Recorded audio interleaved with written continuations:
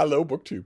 Yesterday I made a video for Bag Tuesday, a variation on Tag Tuesday created by Aaron Facer, where we talk about our daily carry bags, our shoulder bags, whatever they are. Your backpack, your satchel, your purse, whatever it is that you walk around with when you're outside.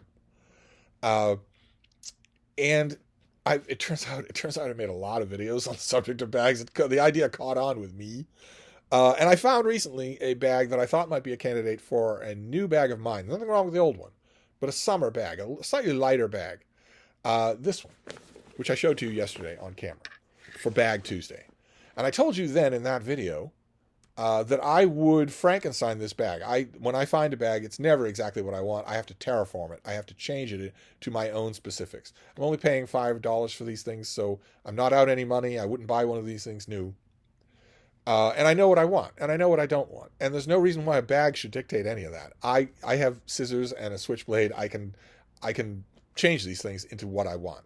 Or if I'm wrong and down the line turns out there's some structural reason why I can't turn it into what I want, well, then it's not what I want, and I don't need to use it. But no way to find out until you put your hands on it. So I said in that video yesterday that I would terraform this thing. I would Frankenstein it, and then I would show you the results.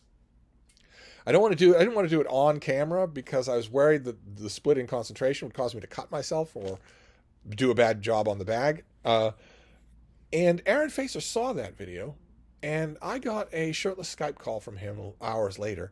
It was pretty obvious he'd been crying.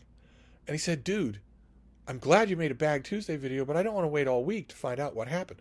So I'm giving you a bag update on this," because I did indeed put my hands on it as soon as I was done making videos. So this is the bag, and it had the main problem with it is that it's got Velcro, but it had an internal divider.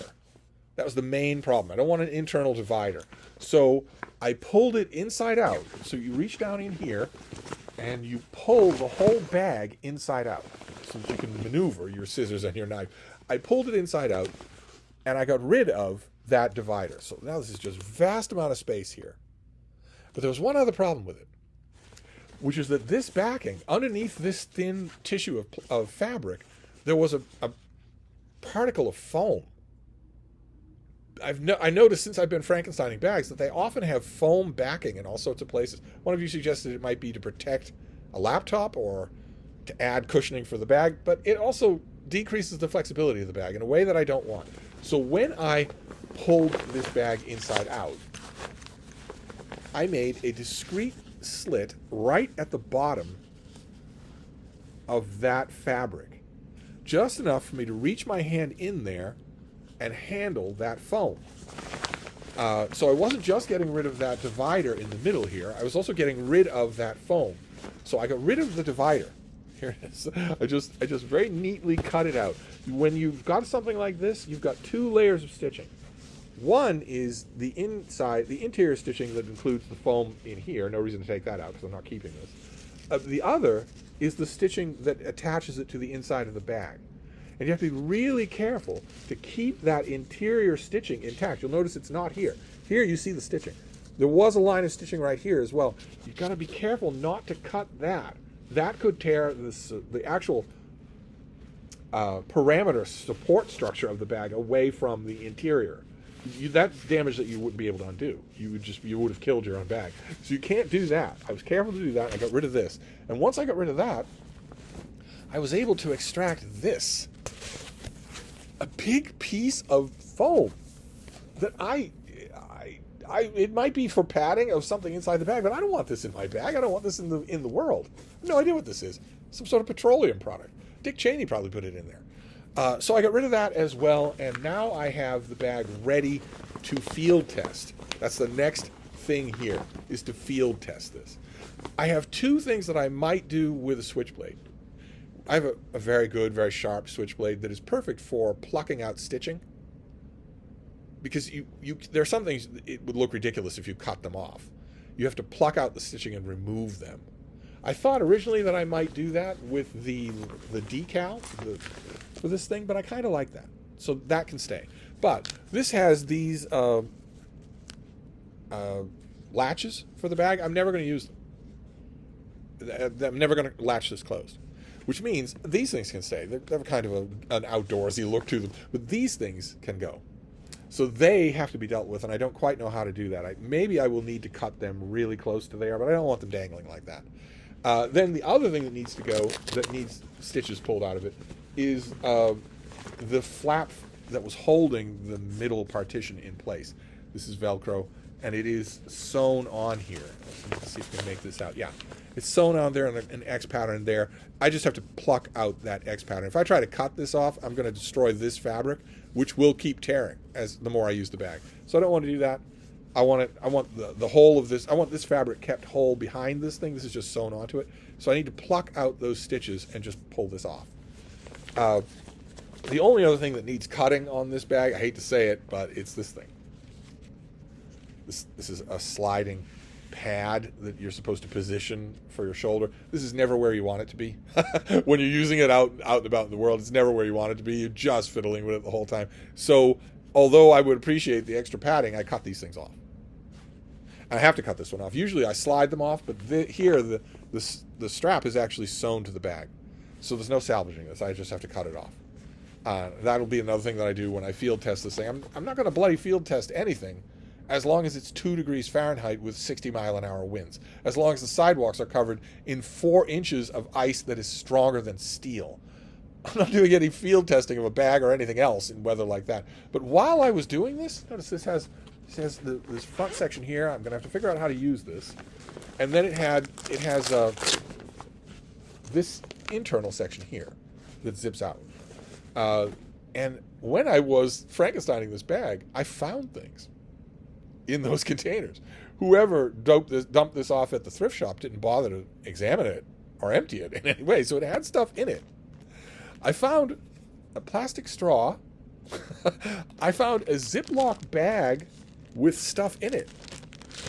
Who knows when this was last opened? This bag belonged to Kyle Easton. So I don't know if this is his stuff. I don't know what this is. Do any of you? No idea. This is kind of squishy. The stuff in there. I don't know what this is. The other things are relatively recognizable to me. This, I think, is lip gloss. Burt's Bees, isn't that a lip gloss? And this thing, what is this? This little tube. Lip balm. More lip balm. Okay, so this person, Kyle, if this is you, was obsessed with his lip health. Those were all in here. Those things and a plastic straw were in one of those pouches. And in another, these things are of no use to me. I'm just going to toss them. But another thing that was in one of these pouches is of use to me, and it's just out of the blue. This. A container of 0.5 millimeter refills for a mechanical pencil. I sketch with a mechanical pencil every night. And 0.5, this is, see what I'm talking about? 0.5 millimeter is my favorite width. 9 is a little too thick, and 7 is a little too thick, but 3 is way too thin. This is my favorite one. This was just sitting there. Who knows how many years this has been in that package, but now I have extra. That is actually useful. The straw and the lip balm is not useful, but this is actually useful. I will actually use that. In fact, I'll use it up by the end of the year. I'm sure that I will. So there is your bag update. I found goodies in the bag, which often happens with me. Not as often as you would think, considering how many bags I bought in my life. At one time, years ago, I found money in a bag. A large amount of money that someone had made a compartment, probably with their own switchblade, in an inconspicuous place. They were not expecting anyone to be Frankensteining their bag, so they didn't think anyone would find it, and I did. And it was a nice wad of money that I got to just spend. But I found those goodies in this bag. Now I just need to field test this thing. I will adjust the shoulder strap so that it's the right length. I want my arm resting on the bag roughly at the curve of the elbow. I don't want to have to reach down. I don't want it to be way up here. So I'll have to adjust the length of it. And then figure out the ergonomics. Some of the ergonomics are self-evident. My Brattle tote bags will go in this outer packet, the one outside the bag. There's nothing else that can go there, so that will go there. The real question will be, what's going in here and what's going in here? I have a feeling that it will be, there are only two things that it could be, right? It's my wallet or my e-reader. So I don't quite know how that will work. I will work that out as I'm using this thing. The only real question that I'll be solving, there are two main questions I'll be solving when I field test this. One is, what kind of a feeling am I getting at the strength of this? Because when I say field test, I mean walk out about doing errands, which means that when I'm coming back here from doing those errands, there's going to be at least 60 pounds of books in this bag. How is this going to handle 60 pounds? It's just sewn on there. Is it going to handle it well or not? I don't know if I'll know that first time, but we'll see. The worst case scenario is that it breaks the first time. In which case, I'm not out any money. I'm out pocket change. The other thing that I'm going to learn when I field test this thing, aside from how it fills, it looks pretty big to me. I think it will fill really well, is these things. These and these. Am I going to want them gone right away, or can I ignore them? I don't know. They're kind of weird, and these things are sewn onto the bag, so I would have to cut them off. I don't think I can remove them from the inside. That might look, I don't know, it might look a little dorky. I don't know about those little these little gewgaws. I'm never going to use them to close the bag, so I don't know what I'm going to feel about getting rid of them once it's time to get rid of them. But I will find out when I field test it. I will field test it as soon as the outside world goes back to normal. And it's been, well, all of 2025. It's been from the week before Christmas to now. So that's 2 solid months where it has been unbelievably freezing cold in Boston. Not as cold as the upper Midwest. So if I have a house guest from the upper Midwest, the first thing he's going to say when he gets here is, boy, it's warm here, but mighty cold. It is dangerously cold outside. Not possible to have any dog walks, not possible to wander around, not possible to do any of that. Not possible to do it anyway with 4 inches of steel hard ice on every surface. So the field test is going to have to wait. But I thought I'd give you a vital bag update to buck up Aaron Facer. That is your update. I did terraform this thing. I did Frankenstein it. The Frankensteining is largely done. I found goodies, one of which I can use. And now all that remains is to see how this works in the spring and summer, which I'm hoping is right around the corner. So anyway, I'll wrap this up for now, but I'll be back. Thank you, BookTube.